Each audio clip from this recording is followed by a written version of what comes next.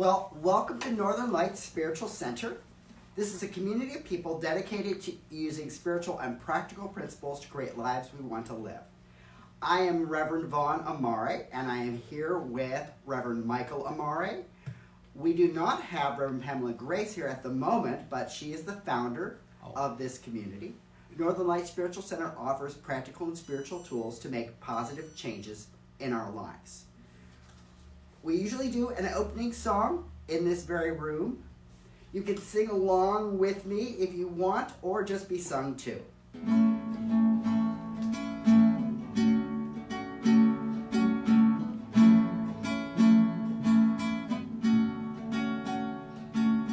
In this very room, there's quite enough love for all the world. And in this very room, there's quite enough joy for all the world. And there's quite enough peace and quite enough power to walk through our every fear. For Spirit, sweet Spirit, is in this very room.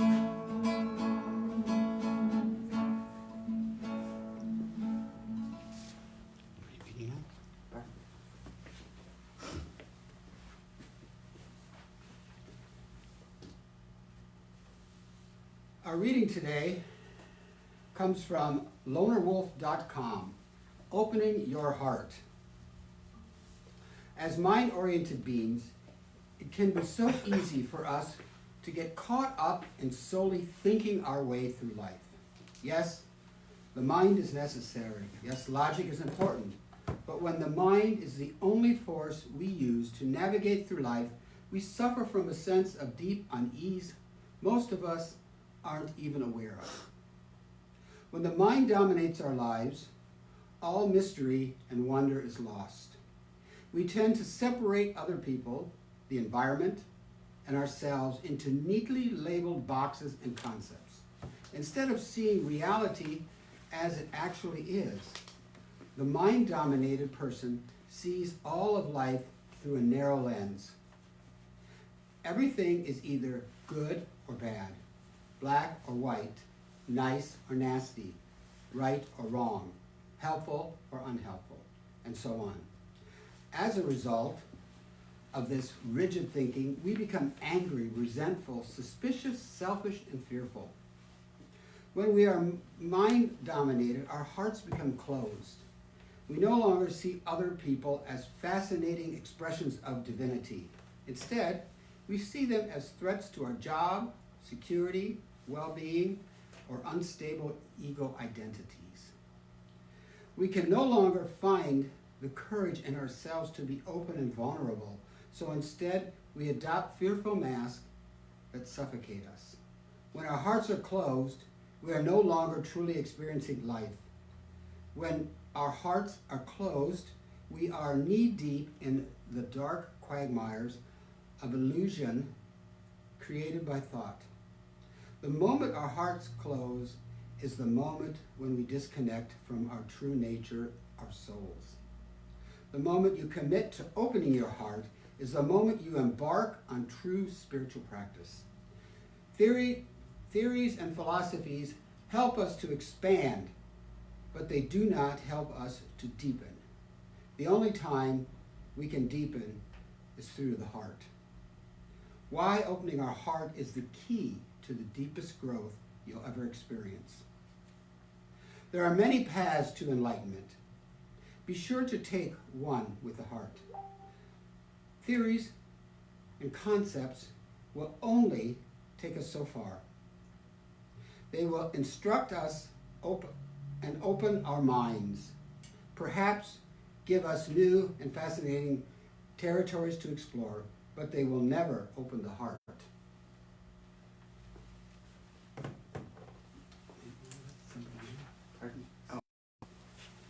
In order for us to go deeper into ourselves, deeper than we've ever gone, we must access the heart. And there is There is no any one way to do this. Opening your heart will imitate and unique to your own needs.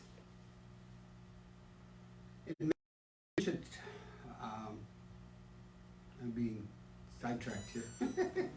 In many ancient traditions, the heart symbolizes the doorway to the soul. Thus, the more you practice opening your heart, the more you will be immersed in the infinite waters of your soul. Unlike the mental journey, the emotional opening your heart can be extremely confrontational. Only the courageous venture into the waters of the heart. Sometimes these waters can be frozen over with a thick layers of ice. Other times, these waters of the heart can be turbulent, even violent, and unpredictable. Still, sometimes the heart's waters are still, deadly still, but swarming with life underneath. But although the heart journey can be confrontational, it will open worlds within you that you never knew existed.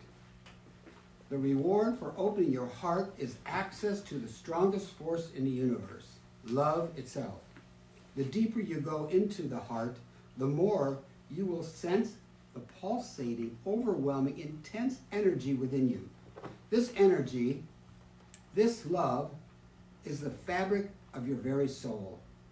This energy is the source of life itself, the feeling of eternity. Can you imagine what it would be like accessing the endless stream of love within you? Can you imagine how profoundly your life would change if you could love yourself unconditionally and others as well? Can you imagine what it would be like to heal yourself of every source of suffering you have ever experienced and will ever experience, all with the source of the love within you? Love is the most powerful force in the universe. We call this love presence, consciousness, Om, God, divine, Yahweh, Holy Spirit, truth, spirit, and 1,000 other names. Love transcends the mind and its need to control and understand everything. When you open your heart, little by little, you will find that the only true guidance is within you. In other words, your heart knows exactly what you need to let go of and love. And so it is. So it is.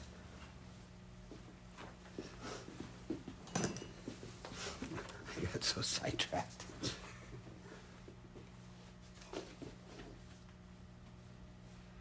So I have a song for this month.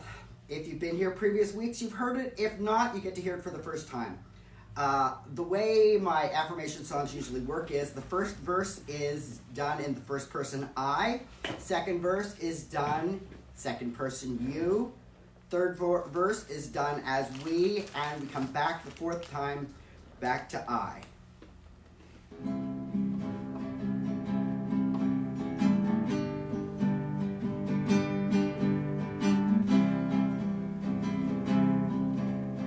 As I am coming to each ending,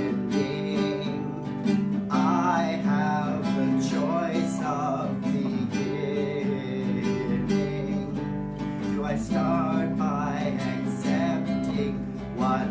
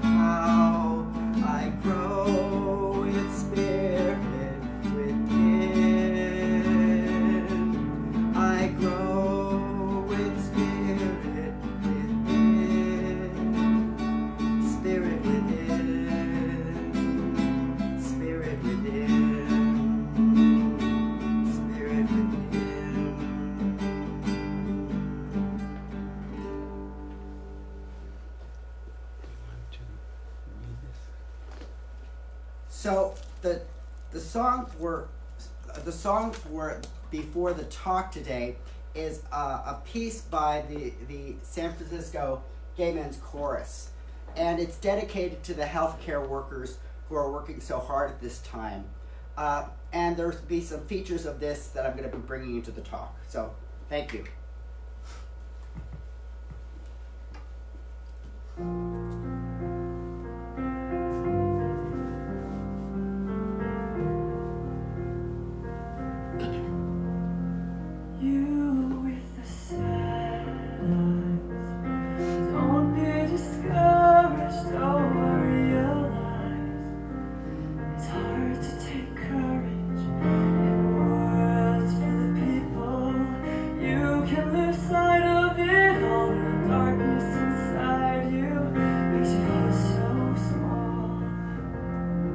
You can be amazing, you can turn a phrase into a weapon or a drug. You could be the outcast, or be the backlash of somebody's lack of love.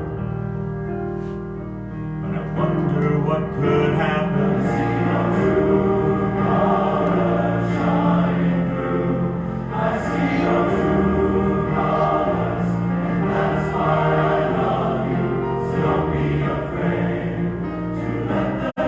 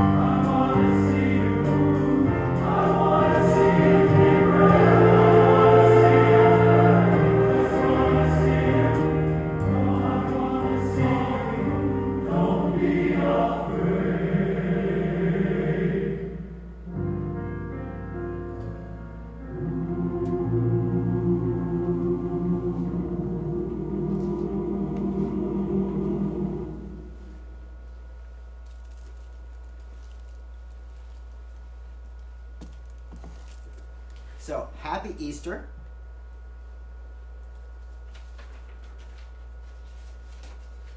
One of the big reasons I wanted to start with that song in this time is that it really calls on several things that are key to the Easter experience, to what we find ourselves, where and when we find ourselves. Cyndi Lauper wrote, "The darkness inside you can make you feel so small." And I can't help but think how much that resonates with this time when people are isolated and apart from people, and yet, she went on, "I see your true colors shining through." In that time of isolation, there are possibilities that we can delve into. And in some ways, that's a huge message of Easter. The story of the Christian tale of Easter is that the hero of the Christian story, Jesus, met his match. After his years of preaching and his years of teaching, he finally got caught and was crucified. And that should have been the end of the story. And his followers were freaked out and scared. And isn't that commensurate? Isn't that consistent with the kinds of things that are going on now? How is it possible to not feel afraid in the midst of so much loss, in the midst of so much suffering? The other night, Rachel Maddow was talking about the fact that our federal government is not even bothering to include the numbers of older adults who are dying in nursing homes and in care facilities. That number is just being left aside and not included. And the benefit of that is that it makes us look better. But it also keys into the fact that this can be a time where our fear draws us away from each other. And with that song, with that presentation by San Francisco Gay Men's Chorus, they weren't going to let isolation stop them. So the members of the chorus got together and sang. And they presented information in a way that is not done all that frequently. The other song, Brave, by Sarah Bareilles, and I might be saying her name wrong, so please forgive me. She encourages and states, you can be amazing, and you can start speaking. And I wonder what would happen if you say what you want to say and let the words fall out. Honestly, I want to see you be brave.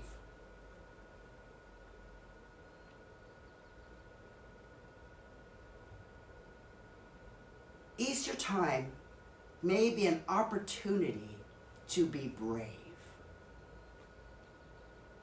This challenge, this worldwide pandemic, is our call to be brave. It's our call through death and resurrection. Change is central in our lives, but so often we get caught on the notion that as things come up, we're going to be able to go back to our same old. Right? Something happens and we think we're just going to go back to what it was before, and everything will be right again. One of the things that I want to say with today's talk is I really want to dedicate it to my Nana. Because my Nana was a nurse during the 1918 flu pandemic. And despite the fact that her family said, "Are you crazy? You can't go out there. You can't put yourself at risk. You can't do that." She, like so many of the caregivers today, said, "I have to do this. This is my call."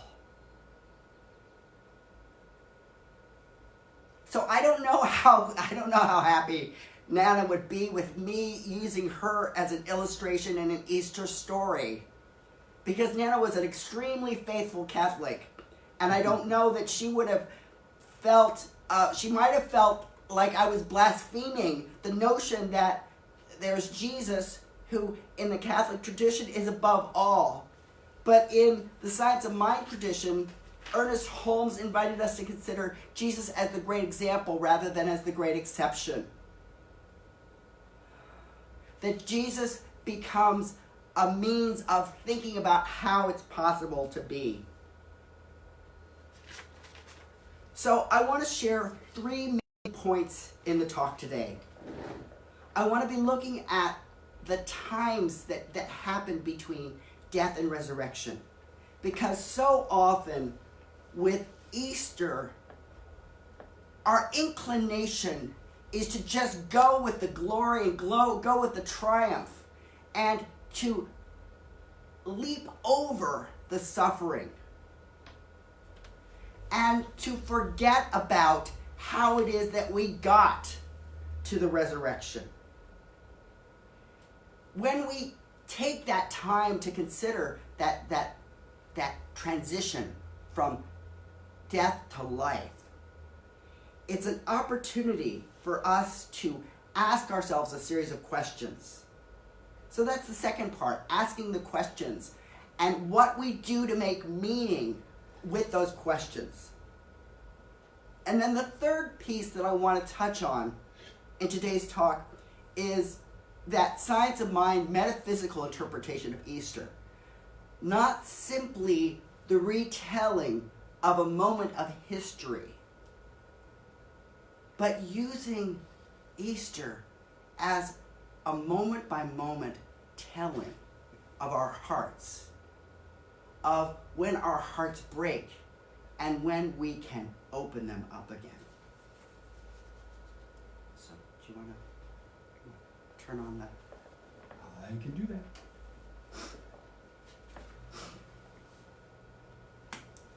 So the first image you may see is the empty tomb, or the open tomb.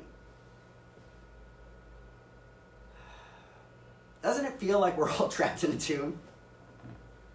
There are so many memes on Facebook where people are joking about how they start off with the notion that, oh, I've got this time, I'm going to meditate, and I'm going to raise and lift and celebrate my life, and something new is going to emerge.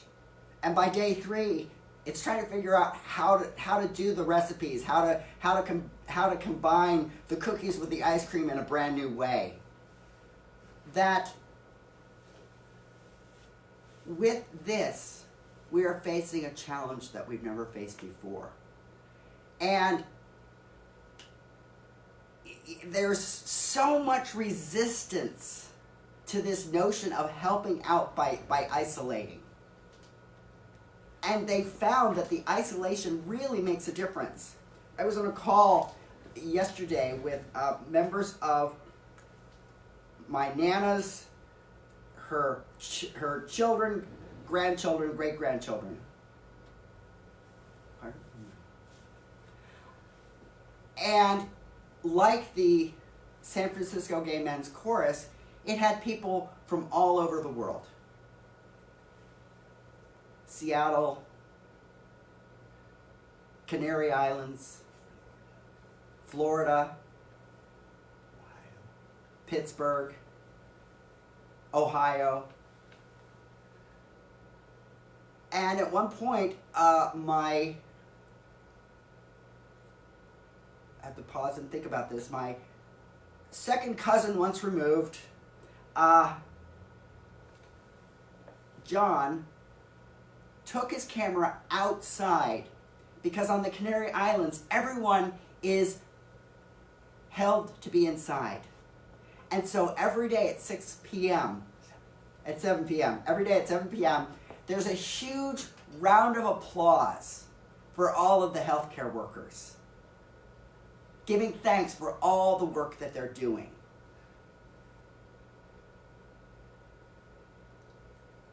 So if we can shift this slide. So in the midst of this, we are at the place of breaking through into new things. And I already read this, so pass through go to the next one. And the next one. So, in the times between death and resurrection, that's when our souls and consciousness become ready for our next expression. Bypassing this can lead to repeating old patterns and mistakes. So right now, it is key to be thoughtful and deliberate about using this time and using this time well.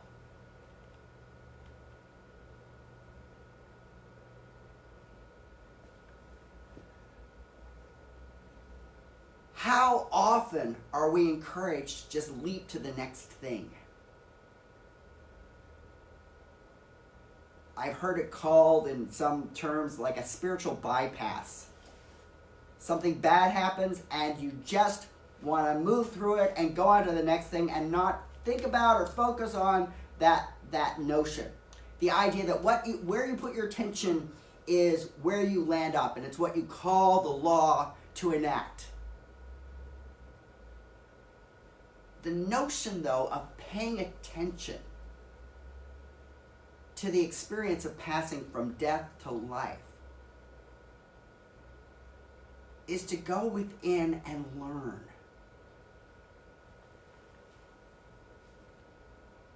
One of the things that's been said about this in this time is that going forward, there will be ongoing changes. Kinds of suggestions include the notion that shaking hands is an outdated practice.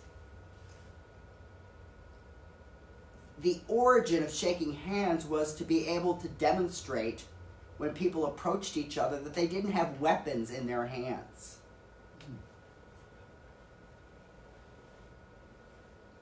How many things do we do? How many things do we insist upon that are rooted in old traditions? There were a number of churches that were just insistent that, oh my God, it's Easter, and we've got to all gather together for Easter. And we've got to be together because that's the only way. Literally in Kansas, the Republican legislators sued and said, they dismissed the governor's call for isolation and said, you're violating principles of religious freedom. And her position, when she sued them back, saying, I really want to enact this, she said that public safety trumps that individual religious freedom. There's nothing about religious practice that requires people to be standing right next to each other. And in fact, one of the things that's been seen is that in these mega churches, there have been greater outbreaks of the COVID-19 because of that disregard. And I ask us to consider for a moment the notion that the church service, the way it's been, is a little bit like the church service of everybody going to Florida for spring break. There are so many rituals that have become enacted that we just automatically do. And the thing is that all of those people that hung out at spring break, they've watched the outbreaks that have expanded because of that just dismissive orientation towards the times that we face. So in this time between death and resurrection, it's a time to become thoughtful. It's a time to be thinking and acting from our heart rather than just moving in same old ways and practices that we've done because we've done them. And we love what we've done. And we're not willing to let them go. In the Easter story, Jesus' disciples loved hanging out with Jesus. Although it was a little tricky, sometimes he challenged them. Sometimes he said things to them that weren't always what they wanted to hear. Anybody familiar with kind of the Christian Bible and Christian stories? Jesus told one of his best friends, Peter, you're going to betray me. Not once, not twice, but 3 times. 3 times. Jesus was the very beginning of The Price is Right, where, he was saying what the deal was going to be. And Peter absolutely did not believe it. I would never do that. How many times do we think that we're going to be a certain way, and when push comes to shove, we don't follow what we intended? We don't stand in the place that we said we would stand. This time between death and rebirth, between death and new life, is an opportunity for self-reflection and for self-forgiveness. It's an opportunity to explore change. That leads me to the second point in the talk today, about asking. The kinds of questions are, where am I amid the people and the things that are dying?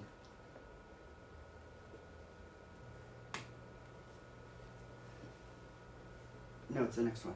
Oh, I saw it up in the other part. Where are our lives being broken up to newness, to the birth of some new experiences, new expressions in our lives? Let's make meaning.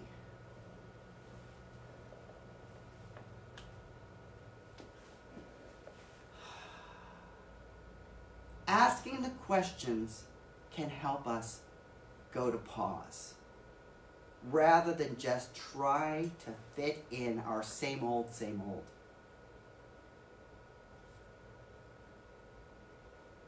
So where am I in the midst of these things that are happening?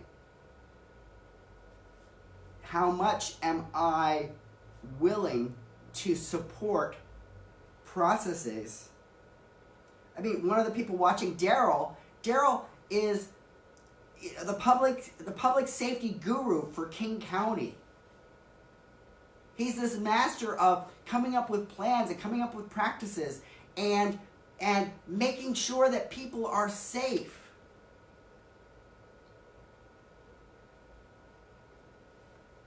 Part of that is asking the question, will I let go of doing things the way I've always done them?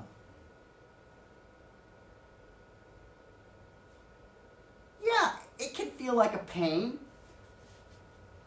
Mykal and I put in an order to get groceries from Costco. And instead of it being a 2-day delivery, it was going to be a 4 to 5 day delivery. And now it's going to be 8 days. Or more. We don't really know.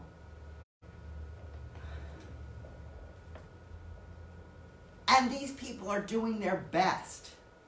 Do we approach it with a sense of gratitude? Do we approach it with a sense of seeing the smallness of, I don't have my almond crackers? The tragedy of my not having almond crackers is nothing. What I get a little more scared about is, like before service, many of you know that I have diabetes. And one of the things that happens with my diabetes is that my blood glucose levels go high and they go low. And the thing is, when they go low, I don't have any cues that they're going low. I think I've told the story, but maybe some of you don't know it.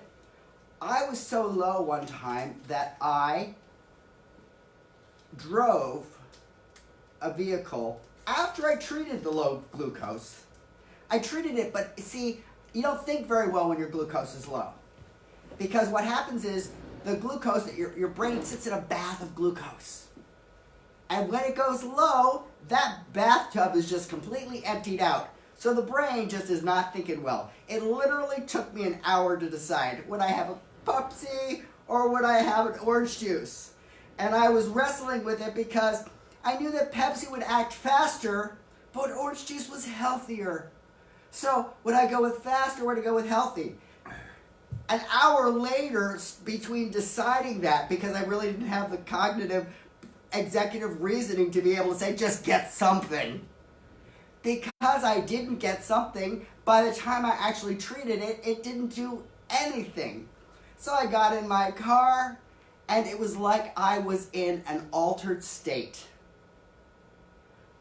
Part of me was on autopilot, and the autopilot part drove me past where I worked, past where the car belonged, to my old job, which was up in Bothell. And I was coming from the SeaTac. So I was coming from SeaTac all the way to Bothell. And on my way around Lake City Way, at the top of the lake, I hit a truck.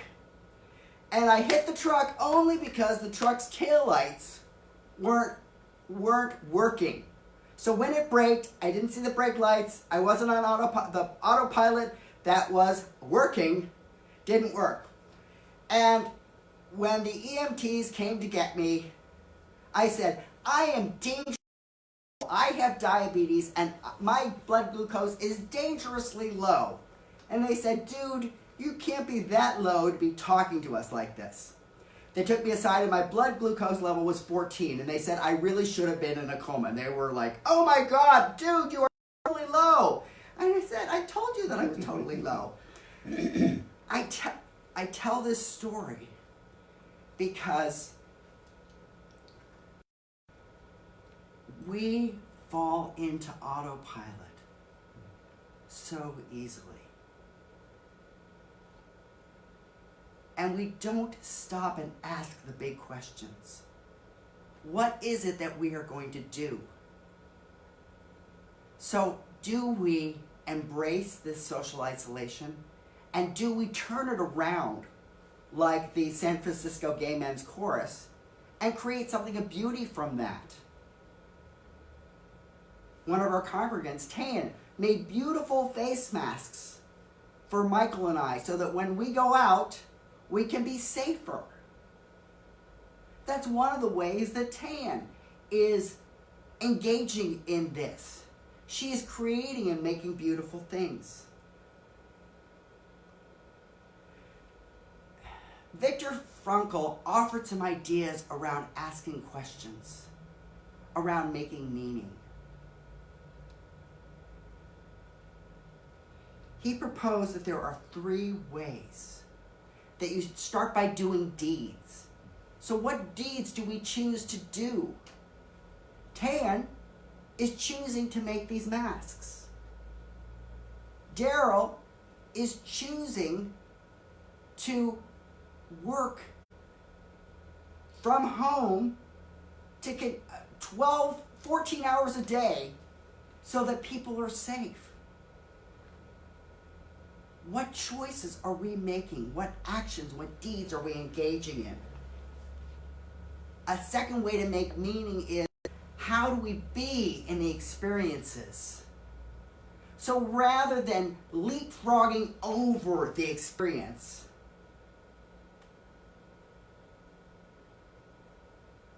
the other day, Mykal took my mom on a phone tour using FaceTime so that she could see the garden. So he had the experience of hanging out with my mom, and he gave her the experience of each plant. We have a little plant that we planted where our one dog was buried. So that's a bush. We've got a beautiful camellia flower that's growing. We have another tree where the kitty cat is buried. We have another new little bush where Kuma is buried. We have a rose where our cat, Miss Thing, our first pet cemetery experience was. So the experience is that we can be in it. And the other experience is that we can be with people. Yesterday I had the opportunity to be with the Mimosas for Mullins, or Mullins Mimosas.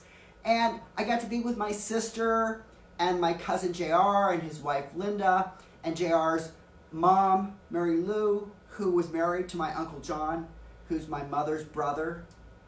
Got to be with my mom, and that was completely due to my sister's fiance, Tom, who spent over an hour coaching my mom on how to get Zoom on her phone.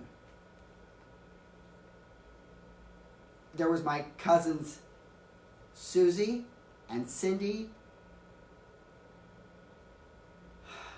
There was James Mullen. There was Jimmy Mullen. There was his wife. There was his sister Lindsay. There was John Schuma and his wife, who are newly pregnant. They're the ones in the Canary Islands. So the experience of being with people, and my daughter Elizabeth. Thank you, Mykal. Thank you, Elizabeth. She's watching. So there were people from all over that were gathered and had the experience. Elizabeth got to talk about the kind of work that she's doing. She and her partner created a birthday script, a virtual script for children to be able to come together for a party through this creative expression of this play. And they realize this is something that they may be able to do for others. So the experience of other people can expose us to means of creativity, to new ways of being in the world. The last thing that Viktor Frankl talked about was the power of choosing our attitudes. Mm-hmm.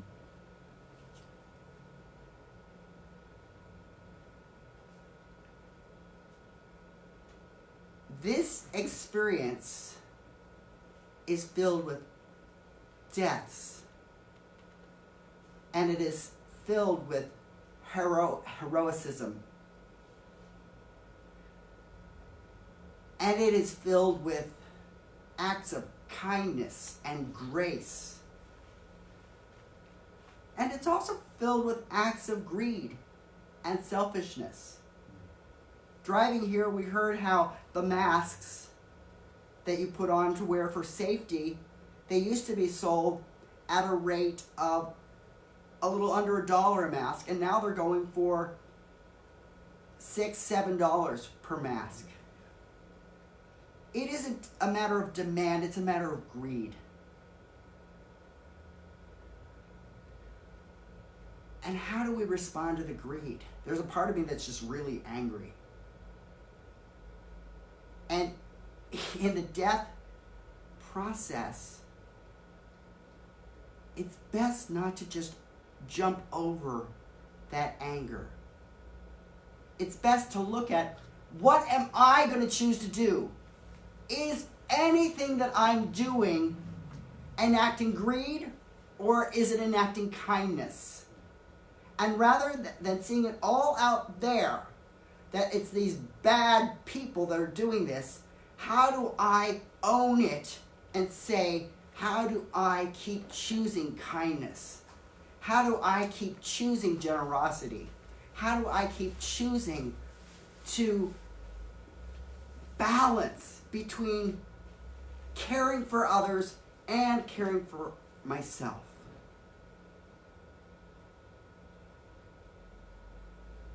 That brings me to the last piece that I want to talk about today, and it's the notion of the metaphysical interpretation of Easter. So,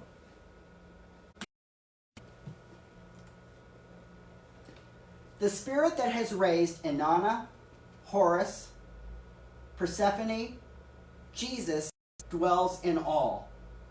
This spirit quickens our mortal bodies when we let it. And this is a little bit of an adaptation from Ernest Holmes' Science of Mind. And the adaptation is that I wanted to add the other stories of Inanna and Horus and Persephone. This would annoy my Nana.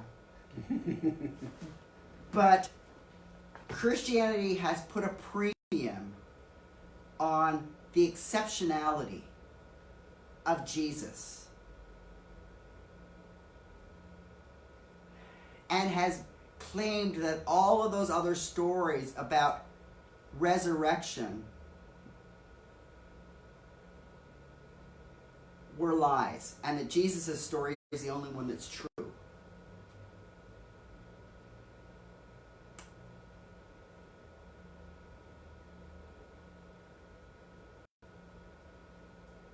And there are some people that hear the story of Jesus and they're like, well, that's clearly a lie.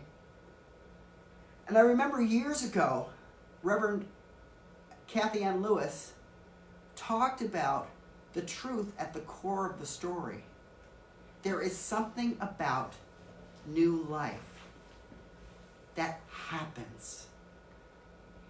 And it is counter to our best understandings. It is counter to our best ideas.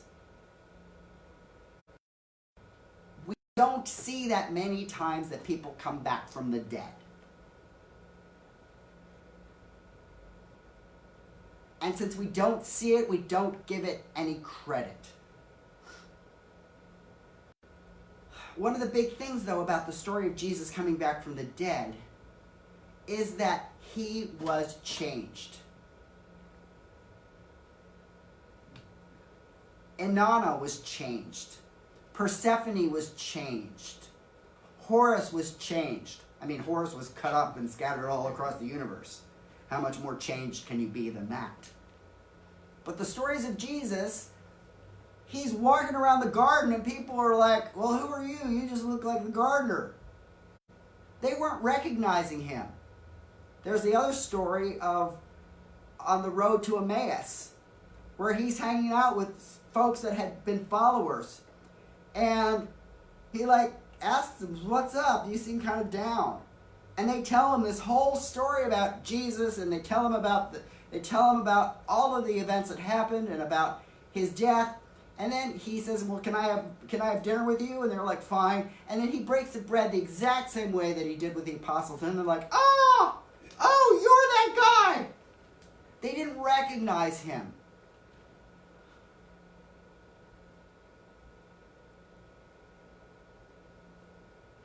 Going through death changes us irrevocably.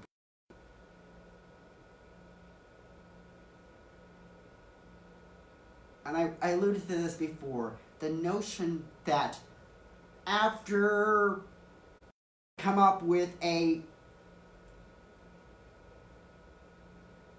means to respond to the virus. So after there's an inoculation, everything will go back to the way it was. We have to count on things not going back to the way that it was. And we have to be the people who make sure that we move differently. Jesus didn't go back to the way that things were. Like I said, people didn't recognize him. Was it the glow? Was it the radiance? I don't know. But they didn't recognize him. How are we going to become unrecognizable in this experience? Are we going to be unrecognizable with the amount of grace and love and kindness and compassion that we now have, that we now harbor? Are we going to look at each cashier at the grocery store as the hero that they are? Are we going to look at the people stocking the shelves? Are we going to look at the drivers with a sense of awe and regard? Will we continue to hold that? Or will we just go back to same old, same old?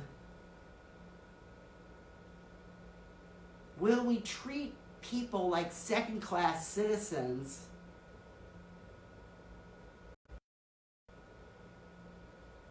Will we continue to have classes in our minds and in our attitudes? Will we only celebrate certain kinds of achievement, certain kinds of actions?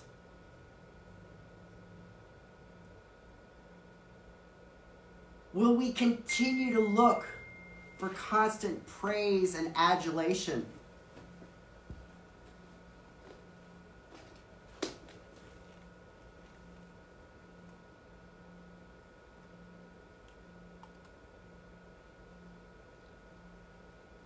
In New Thought, death is an opportunity to let go of certain things. So what things are we going to let go of? What will we release? What will we let be?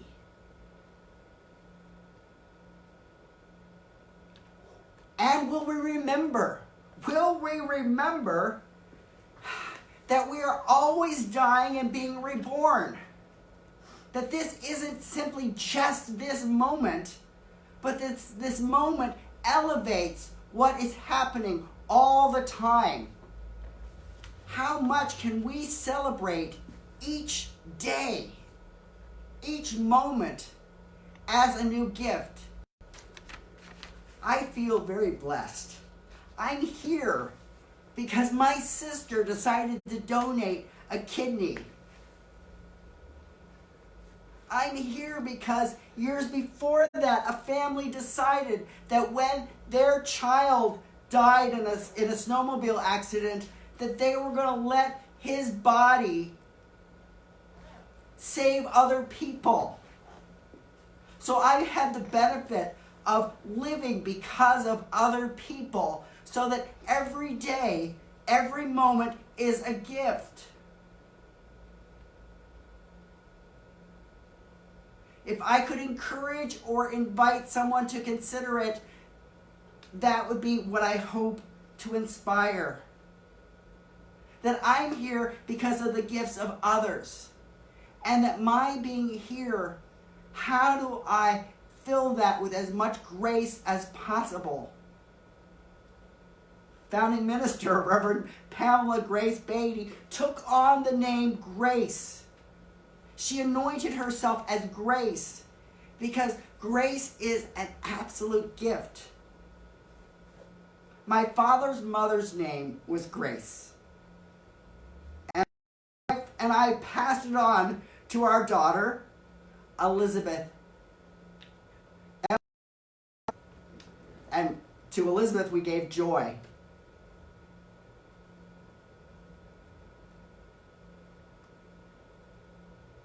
How do we rise up in grace? How do we rise up in joy? How do we rise up in peace?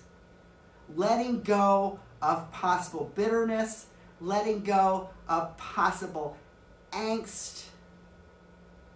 How do we move forward, carrying the stories of those who have died with a sense of awe and gratitude and wonder? Not simply slipping them away or under the table, but carrying them with us in our hearts. As our hearts break at this time when so much is going wrong, let our open, broken hearts send out love and joy and grace.